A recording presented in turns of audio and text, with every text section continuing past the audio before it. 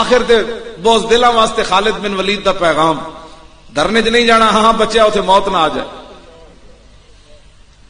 کیوں جی؟ اے حضرت صاحب اندر بیٹھے ہوئے اے باہر نکلے تے شہید ہو جان گے. تے میں آخا امیر حمزہ دے جگر تے کلیجے لوگ کٹ لے تیرا حضرت بڑا قیمتی. میں کہندا ہوندا جی امیر حمزہ میدان احد شہید نہ ہوندے نا تے خندق وچ بھی اتنا نقصان نہیں سی ہونا. ہاں جی، جے جنگ یمامہ وچ بڑے بڑے جرنیل صحابہ شہید نہ ہوندے تے کیسر و کسرا این فتح ہو جانا سی.